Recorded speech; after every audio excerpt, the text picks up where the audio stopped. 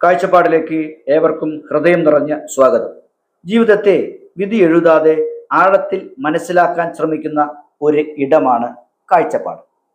ഇന്നത്തെ നമ്മുടെ വർത്തമാനം ഒരുപാട് ആളുകൾ അറിയാതെ പോകുന്ന ഒരു സത്യത്തെക്കുറിച്ചാണ്. നമ്മൾ ചിന്തിക്കുന്നതെല്ലാം നമ്മുടേതാണെന്ന് നിങ്ങൾ ഒരിക്കലെങ്കിലും ആലോചിച്ചിട്ടുണ്ടോ?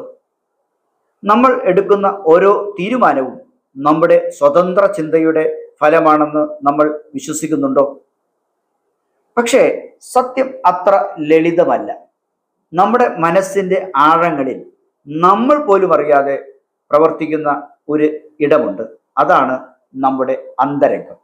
അവിടെ ബാഹ്യലോകത്തിന്റെ സ്വാധീനങ്ങൾ നിശബ്ദമായി കയറി നമ്മുടെ ചിന്തകളെയും തീരുമാനങ്ങളെയും രൂപപ്പെടുത്തുന്നു. ഒരു ചെറിയ ഉദാഹരണം നോക്കാം. നിങ്ങൾ യൂട്യൂബ് തുറക്കുന്നു. ഒരു ചിത്രം, വലിയ അക്ഷരങ്ങൾ, ഞെട്ടിക്കുന്ന മുഖഭാവം. നിങ്ങൾ അത് അമർത്തുന്നു.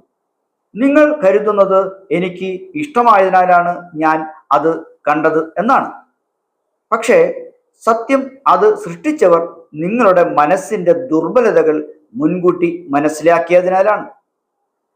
മനഃശാസ്ത്രത്തിൽ ഇതിനെ പറയുന്നത് അന്തരംഗ സ്വാധീനം എന്നാണ്. മനുഷ്യർ വേഗത്തിൽ പ്രതികരിക്കുന്ന 3 പ്രധാന വികാരങ്ങൾ ഇവയാണ്: ആശ്ചര്യം, അറിയാത്തതിനെ അറിയാനുള്ള ആകാംക്ഷ, ഭയം, നഷ്ടപ്പെടുമെന്ന പേടി, ആഗ്രഹം, കൈവരിക്കണമെന്ന ആശ. ഈ 3 വികാരങ്ങൾ ഉണർത്താനാകുന്നവർക്ക് മനുഷ്യരുടെ ശ്രദ്ധയും തീരുമാനങ്ങളും നിയന്ത്രിക്കാൻ കഴിയും. അതുകൊണ്ടാണ് വിജ്ഞാപനങ്ങൾ നമ്മെ ആകർഷിക്കുന്നത്, രാഷ്ട്രീയ പ്രസംഗങ്ങൾ നമ്മെ സ്വാധീനിക്കുന്നത്, സാമൂഹിക മാധ്യമങ്ങൾ നമ്മെ പിടിച്ചിരുത്തുന്നത്. ഇവ എല്ലാം നമ്മുടെ മനസ്സിന്റെ ദുർബലതകളോട് നാം അറിയാതെ സംസാരിക്കുന്നു. ഇനി ഒരു ചോദ്യം: നിങ്ങൾ സ്വതന്ത്രരായി തീരുമാനങ്ങൾ എടുക്കാറുണ്ടോ? അല്ലെങ്കിൽ ആരുടെയെങ്കിലും പ്രേരണയാൽ നിശബ്ദമായി തീരുമാനങ്ങൾ എടുക്കുന്നവരാണോ? നമ്മൾ കാണുന്നതെല്ലാം സത്യമല്ല. നമ്മൾ ചിന്തിക്കുന്നത് എല്ലാം നമ്മുടേതുമല്ല. ഒരു നിമിഷം നിശബ്ദമായി ചിന്തിച്ചു നോക്കൂ. നിങ്ങളുടെ മനസ്സ് നിങ്ങളുടെ നിയന്ത്രണത്തിൽ തന്നെയാണോ?